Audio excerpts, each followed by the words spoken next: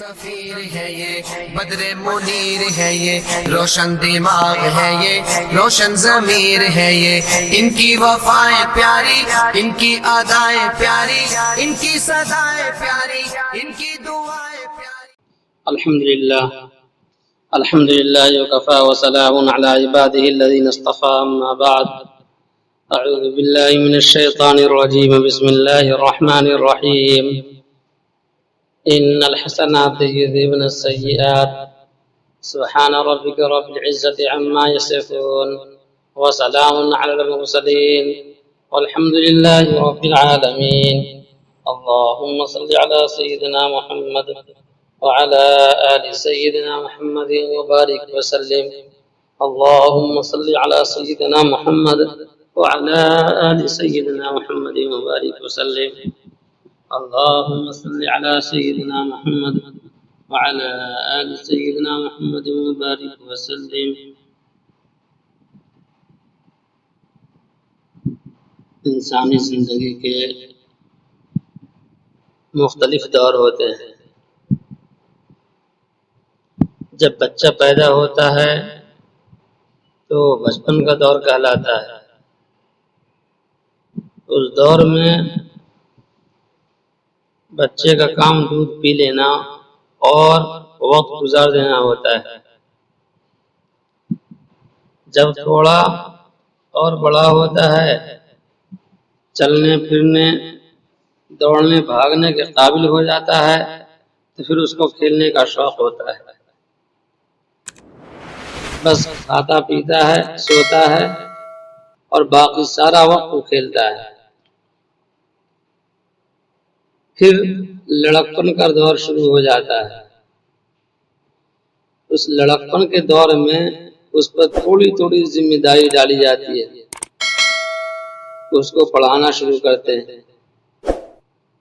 عام طور پر 6 سال کی عمر میں بچے کو قرآن مجید اور دوسری ایسی تعلیم شروع کروا دیتے ہیں. ذرا بڑا ہوتا ہے تو پڑھائی کا بوجھ اور بڑھتا چلا جاتا ہے. جب یہ بچہ جوانی کی عمر میں قدم رکھتا ہے تو پھر اس کی تعلیم کا بوجھ بھی کافی زیادہ ہو جاتا ہے اور اس کی زندگی کی ضروریات بھی بدل جاتی ہے. پھر یہ اپنے ماں باپ کا مشیر بھی بن جاتا ہے. پہلے فقط یہ ان کی باتیں سنا کرتا تھا، اب 3 باتیں سنتا ہے تو ایک بات میں مشورہ بھی دے دیتا ہے. چونکہ تعلیم پاتا ہے، وقت کے ساتھ ساتھ پختگی آتی چلی جاتی ہے. چنانچہ تعلیم مکمل کر کے پھر یہ بچہ اپنے لیے کوئی روزگار ڈھونڈنا، کبھی تو بزنس میں چلا جاتا ہے، کبھی کسی سروس میں لگ جاتا ہے. کوئی نہ کوئی صورت حال اس کے والدین اس کے لیے ڈھونڈتے ہیں اور یہ بچہ اس میں کام کرنے لگ جاتا ہے. جب اچھا کام کرنے لگا، کمائی بھی ہو گئی، تو والدین بھی سوچتے ہیں کہ اب اس کو اپنی زندگی گزارنے کے لیے کسی ساتھی کی ضرورت ہے.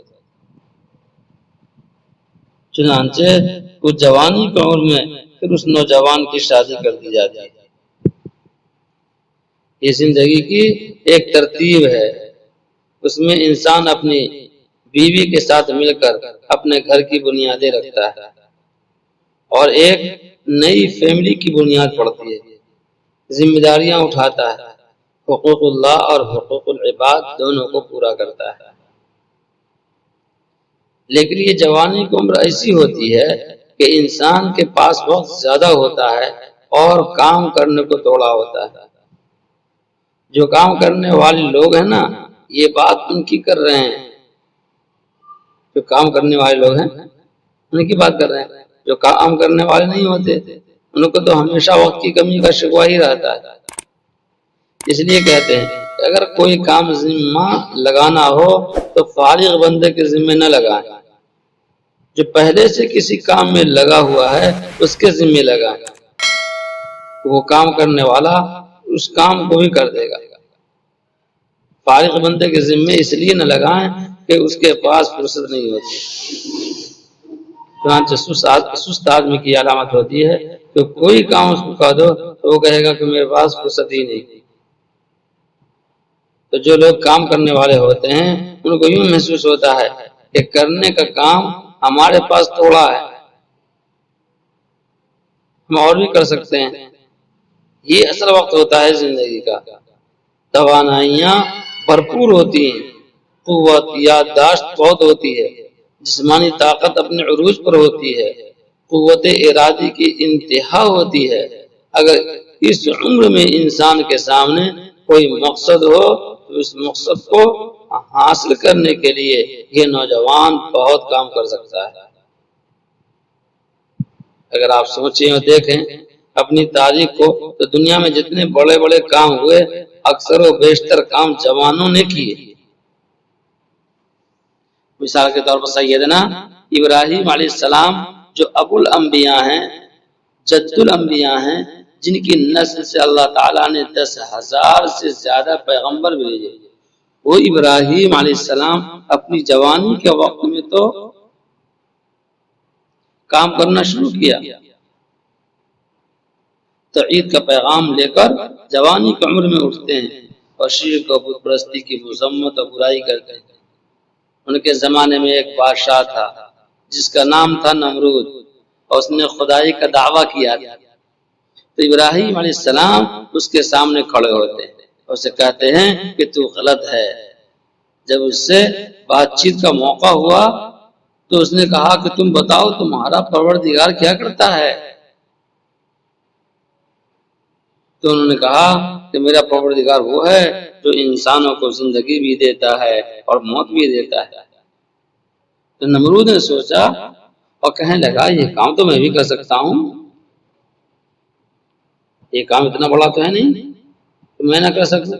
چنانچہ ایک ملزم جس کو جیل میں پھانسی کی سزا ہو چکی تھی اس کو اس نے آزاد کر دیا کہ دیکھو میں نے مردے کو زندہ کر دیا، اور ایک بے گناہ بندہ کو اس کی موت کا حکم جاری کر کے پھانسی پر چڑھوا دیا۔ حضرت ابراہیم علیہ السلام سمجھ گئے کہ یا تو اس کے پاس عقل ہے ہی نہیں، اور اگر عقل ہے تو یہ بالکل استعمال نہیں کرتا، اس نے سنبھال کے رکھی ہوئی ہے، اس لیے اب اس کو کسی اور طرح سے سمجھانا چاہیے۔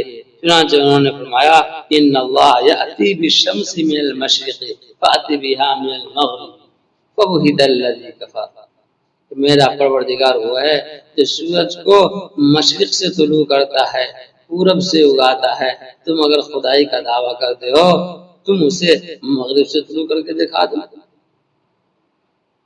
پچھم سے نکال کے دکھا دو۔ اتنا کہنا تھا تو وہ تو مبہوت ہو کر رہ گیا، حیران ہو گیا، لاجواب ہو گیا۔ پوری قوم بت پرستی میں پڑی ہوئی تھی۔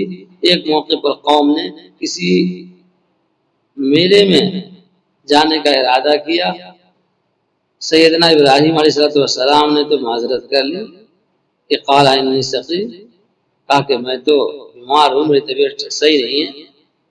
جب وہ لوگ چلے گئے تو انہوں نے جو پیچھے بت تھے فجعلہم جذاذا، ان کے ٹکڑے ٹکڑے کر دیے،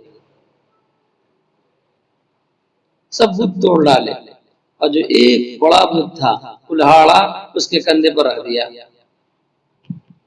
اب جو قوم واپس آئی اور انہیں بتوں کا یہ حال دیکھا تو پریشان ہوئے اور کہنے لگے کہ یہ کام کون کر سکتا ہے؟ قرآن مجید گواہی دے رہا ہے۔ اس وقت یوں کہا گیا کہ انا سمعنا فتى يذكره يقال له ابراہیم، کہ ہم نے ایک نوجوان کے بارے میں سنا۔ دیکھو قرآن مجید نوجوان کا لفظ استعمال کر رہا ہے، کہ ہم نے فتن ایک نوجوان کے بارے میں ہم نے سنا ہے جس کا نام ابراہیم، وہ ہمارے بتوں کی باتیں کرتا ہے۔ چنانچہ ابراہیم علیہ السلام کو بلایا گیا، انہوں نے فرمایا کہ جس کے کندھے پر کلاڑا ہے اس سے پوچھو۔ کہنے لگے یہ تو جواب نہیں دیتا، تو کہنے لگے جو اپنے آپ کو نقصان سے نہیں بچا سکتے وہ تمہیں نقصان سے کیا بچائیں گے؟ اب ان کو پریشانی ہو گئی، کہنے لگے انصروا آلہتکم، آؤ بھائی سب مل کر اپنے خداؤں کی مدد کرو۔ عقل جب اندھی ہوتی ہے تو یہاں تک انسان کا معاملہ پہنچتا ہے۔ قوم ایک جیسی تھی، سب نے کہا جی بس اس کا کوئی ٹھکانہ بناؤ، ہر رقو جلا دو ابراہیم کو۔ یہاں سے پتہ چلا کہ سیدنا ابراہیم علیہ السلام کو جب آگ میں ڈالا گیا تو ان کی عمر کون سی تھی؟ جوانی کی عمر تھی۔ قرآن پاک نے ان کو فتن کہا تو معلوم ہوا کہ دنیا میں حق کا بول جو لوگ لے کر اٹھے اور جنہوں نے وقت کے ساتھ ٹکرایا ان کو لاجواب کر کے دکھلایا، اور آزمائش میں ان کو آگ میں جلنا پڑا۔ یہ لوگ کون تھے؟ یہ نوجوان تھے۔ لیکن اللہ رب العزت اپنے ان بندوں کی جو ان کے دین کی خاطر جو ان کے کام میں لگے ہوتے ہیں ان کی حفاظت فرماتے ہیں۔ وہ آپ برابر ہی سنتے رہتے ہیں کہ اللہ تعالیٰ نے حضرت ابراہیم علیہ السلام کی کیسی حفاظت فرمائی۔ سیدنا موسیٰ علیہ السلام کی مثال دیکھ لیں کہ ان کو فرعون کی طرف اللہ تبارک و تعالیٰ نے بھیجا کہ اذهبا الى فرعون انه طغى، آپ جائیں فرعون کے پاس بہت کیا فرعون کے پاس جائیں، وہ تو بہت باغی بن گیا ہے، بڑا سرکش ہو گیا ہے۔ تو جب وہ آئے تو ان کی کیا عمر تھی؟ ایسی ان کی عمر، انہوں نے دو بندوں کو دیکھا کہ جھگڑا کر رہے ہیں، ایک ان کی اپنی قوم کا تھا اور ایک کوئی اور تھا، تو انہوں نے ذرا ہٹانے کے لیے ان میں سے ایک کے مکہ لگا دیا، فَوَقَذَهُ مُوسَىٰ فَقَضَىٰ عَلَيْهِ، کہ ایسا پھنس لگا کہ وہ گرتے ہی مر گیا۔ اب یہ بڑھاپے کی عمر ہوتی ہے، اب یہ بڑھاپے کی عمر ہوتی ہے، اتنی طاقت ایک مکہ لگا کے اس بندے کو ہمیشہ کے لیے ختم کر دے۔ یہ جوانی کی عمر تھی، بھرپور جوانی کی عمر۔ تو سیدنا موسیٰ علیہ السلام فرعون کے سامنے کھڑے ہوئے تو ان کی بھی جوانی کی عمر تھی۔ قرآن مجید میں اصحاب کہف کا واقعہ ہے۔ یہ اصحاب کہف کون تھے؟ وقت کا بادشاہ بہت ظالم تھا، تو کچھ نوجوان تھے جن کو اپنا ایمان خطرے میں محسوس ہوا، چنانچہ انہوں نے سوچا کہ ہم اس جگہ کو چھوڑ کر چلے جاتے ہیں۔ قرآن مجید گواہی دے رہا ہے انہم فتیۃ آمنوا بربہم وزدناہم ھدی، یہ لوگ کون تھے کہ فتیۃ، یہ نوجوان لوگ، تو سیدنا ابراہیم علیہ السلام نوجوان، سیدنا موسیٰ علیہ السلام نوجوان، اصحاب کہف بھی نوجوان، سیدنا عیسیٰ علیہ السلام بھی نوجوان۔ جب ان کو اس دنیا سے اٹھایا گیا تو بھرپور جوانی کی عمر تھی، اور پھر رسول اللہ صلی اللہ علیہ وسلم نے دنیا میں آ کر جب نبوت کا دعویٰ فرمایا تو آپ کی عمر مبارک 40 سال، بھرپور جوانی کی عمر۔ جب نبوت کا اعلان فرمایا تو آپ کی عمر مبارک 40 سال، حضرت ابوبکر صدیق رضی اللہ عنہ 38 سال، عمر فاروق رضی اللہ تعالی عنہ کی عمر 27 سال، علی رضی اللہ تعالی عنہ کی عمر 10 سال، حمزہ رضی اللہ عنہ بھی جوان ہیں، عثمان غنی بھی جوان ہیں۔ یہ جوانوں کی ایک جماعت تھی جس کو اللہ نے کھڑا کر دیا اور انہوں نے پوری دنیا میں انقلاب برپا کر کے رکھ دیا۔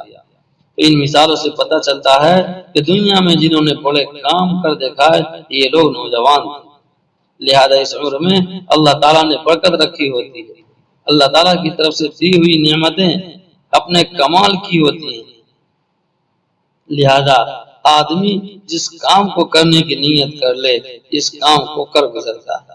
یہ بہترین عمر ہے آخرت کی کھیتی کاشت کرنے کی اور دین کے کام کو اپنا کام بنانے کی۔ چنانچہ ہمارے بڑوں نے کہا کہ جو بوڑھے لوگ ہوتے ہیں نا ان کے پاس زندگی کے تجربات ہوتے ہیں، انہوں نے زندگی میں ٹھوکریں کھا کر یہ سمجھ لیا ہوتا ہے کہ کیا کرنا ہے اور کیا نہیں کرنا۔ زندگی میں دو طرح کے کام ہوتے ہیں، دو طرح کا کام، ایک واٹ ٹو ڈو اور ایک ہوتا ہے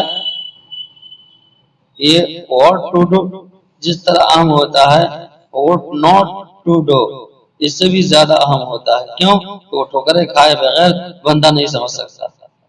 تو جنہوں نے زندگی میں مار کھائی ہوتی ہیں، اونچ نیچ دیکھی ہوتی ہے، گرمی سردی دیکھی ہوتی ہے، ہر طرح کے حالات بھوگتے ہوتے ہیں، ان کو پہلے سے پتا ہوتا ہے.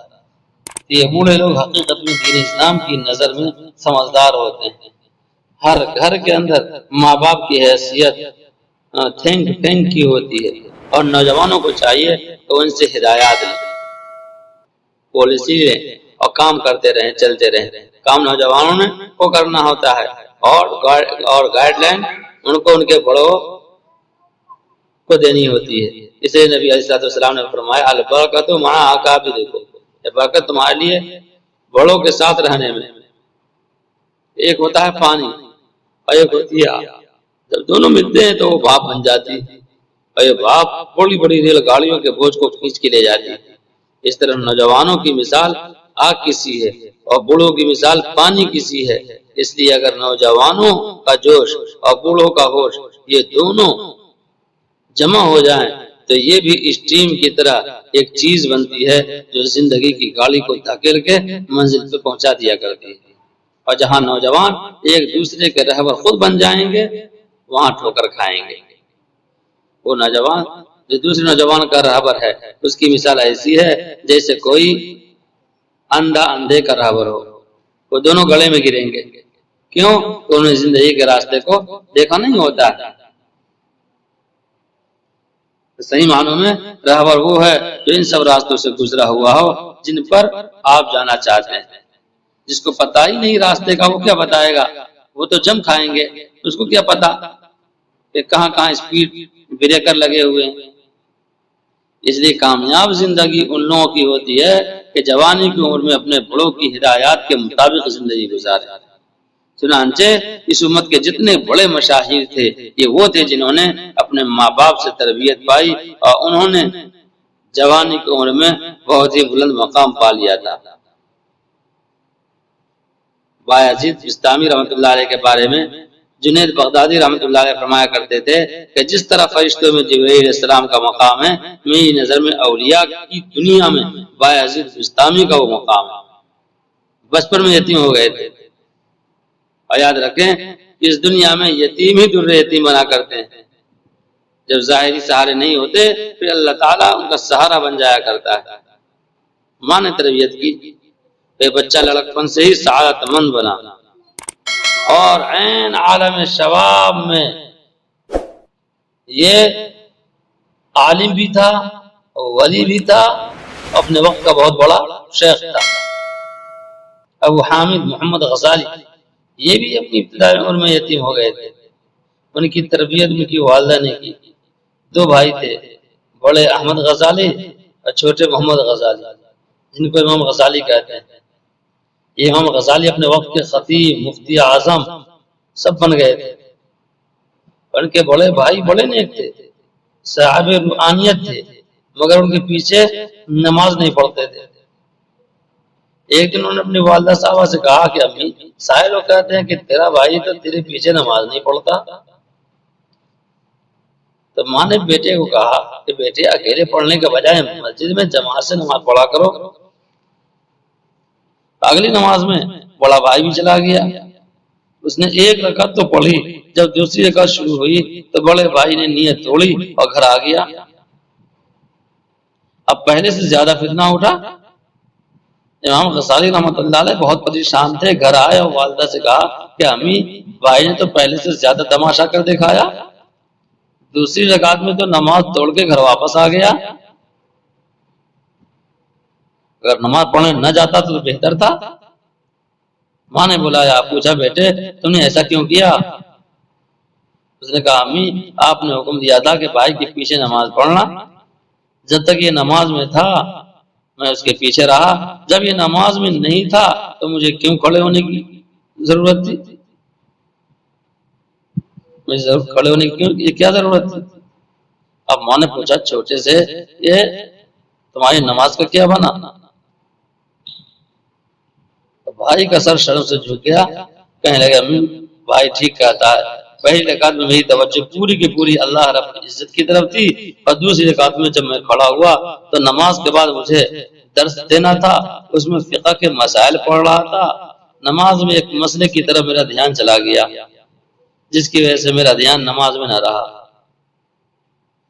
اس پہ بڑے بھائی نے کہا کہ جب یہ نماز میں تھا ہی نہیں تو میں نے نیت توڑی اور میں گھر آ گیا۔ تب ماں نے ٹھنڈی سانس لی اور ٹھنڈی سانس لے کر کہا افسوس میرے 2 بیٹے اور دونوں میں سے میرے کام کا کوئی بھی نہیں، میرے کام کا۔ یہ سن کر دونوں حیران، دونوں نے پوچھا امی وہ کیسے؟ فرمانے لگی کہ وہ ایسے کہ چھوٹا آگے کھڑا تھا اور نماز کی حالت میں عورتوں کے حیض و نفاس کے مسائل پر غور کر رہا تھا، اور بڑا اس کے پیچھے کھڑا تھا اور وہ کھڑا اپنے بھائی کے دل کی کیفیت پر غور کر رہا تھا۔ نہ اس کی توجہ اللہ کی طرف تھی نہ اس کی توجہ اللہ کی طرف تھی، دونوں میں سے میرا تو کوئی بھی نہ بنا۔ وہ تصوف کے باریک مسائل جو وقت کے بڑے بڑے مشائخ حل کیا کرتے تھے اس وقت کی مائیں حل کر دیا کرتے تھے۔ امام غزالی رحمۃ اللہ علیہ بھی جو عالم جوانی میں امام غزالی بن گئے تھے، امام غزالی رحمۃ اللہ علیہ بھی عالم جوانی میں امام غزالی بن گئے تھے۔ شیخ عبدالقادر جیلانی عین عالم شوام میں وقت کے بڑے شیخ بن چکے تھے۔ خواجہ معین الدین چشتی اجمیری علیہ رحمہ عالم جوانی میں اپنے وقت کے بڑے شیخ بن چکے تھے۔ حضرت خواجہ قطب الدین بختیار کاکی علیہ رحمہ عین عالم جوانی میں وقت کے بادشاہوں کے پیر بن چکے تھے۔ یہ وہ لوگ تھے جنہوں نے اپنے ماں باپ سے اچھی تربیت پائی اور پھر جوانی میں آسمان ہدایات پر ستارے بن کر چمکے۔ آج بھی ہم ان کا نام لیتے ہیں تو ہمارے دل میں ان کی عظمت آ جاتی ہے۔ نبی اسلام نے اپنے پردہ فرمانے سے پہلے جو آخری لشکر بھیجا تھا تو اس کا جس کو امیر بنایا ان کا نام تھا اسامہ ابن زید، اور ان کی عمر تھی اس وقت 18 سال۔ 18 سال کی عمر میں وہ لشکر کے امیر بنے۔ محمد ابن قاسم جس نے ایک بڑے علاقے کو فتح کر کے وہاں اسلام پھیلایا، جب یہ لشکر کا امیر بن کر آیا اس کی عمر کتنی تھی؟ 17 سال۔ آج 17 سال کا بچہ گھر نہیں سنبھال سکتا، اور 17 سال کے بچوں نے پوری فوج کو سنبھالا اور سینکڑوں میل تک دین اسلام کو پھیلا دیا۔ ان کے اندر یہ نعمت کیسے آئی؟ اس لیے کہ انہوں نے بڑوں کی ہدایات کے مطابق زندگی گزاری، تھوڑے وقت میں زیادہ کام کر لیا۔ امام شافعی علیہ رحمہ 13 سال کی عمر میں امام شافعی بن گئے۔ درس قرآن شروع ہو گیا تھا، اتنے چھوٹے سے تھے کہ بیٹھے درس قرآن دے رہے تھے، جو چڑیا لڑتی لڑتی پاس آ کر گری تو حضرت مفسر صاحب نے اپنا عمامہ اتارا اور چڑیوں کے اوپر رکھ دیا۔ تو جو بڑے بڑے بوڑھے سفید ریشتے سفید داڑھی والے تھے انہوں نے اس کو برا مانا، یہ سنجیدگی کے خلاف ہے، کہاں یہ حدیث کا درس دے رہے ہیں اور کہاں یہ حرکت۔ تو آپ نے درس شروع فرمایا اور اس میں حدیث سنائی کہ الصبی صبیون ولو کان ابن نبیہ، کہ بچہ بچہ ہی ہوتا ہے اگرچہ کسی نبی کا بچہ کیوں نہ ہو، بچہ بچہ ہی ہوتا ہے۔ تو گویا اس عمر سے انہوں نے درس قرآن شروع کر دیا تھا۔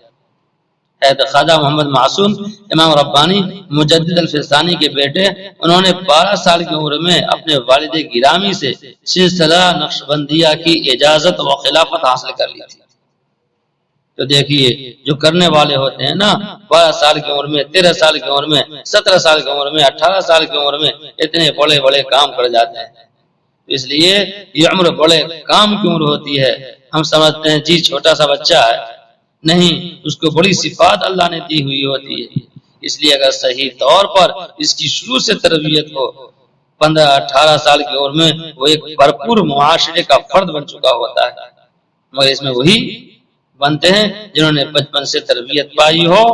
اور اگر بچے ایسے ہوں کہ ماں باپ کی سنتے ہی نہ ہو، ماں باپ کچھ سمجھانے کی کوشش کریں تو ان کو برا لگے، ماں باپ کچھ سمجھانے کی کوشش کریں تو ان کو برا لگے، تو پھر یہ اس عمر میں اتنا نہیں بن سکتے۔ پھر یہ وہ لین ہوتی ہے جہاں ٹھوکریں کھا کر بندہ سمجھتا ہے، پھر کہتا ہے کہ یار بڑوں نے کہا تھا کہ یہ کام تمہیں نہیں کرنا، لیکن ہم نے نہیں مانی، یہ پریشانی آئی۔ اس لیے ہم نوجوان اپنے اکابر اور اپنے بڑوں کے مشورے سے ہم آگے بڑھیں، اس سے وہ نفع ہوگا کہ اپنی زندگی میں ہم اس کا مشاہدہ کریں گے۔ اللہ تعالی ہم سب کو عمل کرنے کی توفیق عطا فرمائے۔ وآخر دعوانا الحمدللہ رب